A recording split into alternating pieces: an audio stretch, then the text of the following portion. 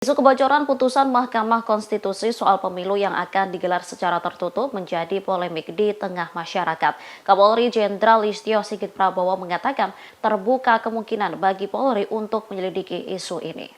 Hal itu dikatakan Listio Sigit seusai rapat koordinasi nasional untuk menyukseskan pemilu tahun 2024 di Jakarta Selatan pada Senin 29 Mei 2023. Dikatakannya penyelidikan tersebut dilakukan agar tidak menimbulkan spekulasi dan polemik yang berkepanjangan di masyarakat. Selain itu agar membuat terang terkait ada atau tidaknya kebocoran tersebut.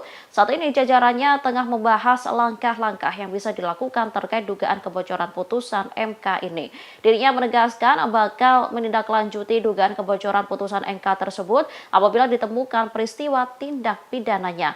Diketahui isu kebocoran putusan MK ini muncul pertama kali dari pakar hukum tata negara Denny Indrayana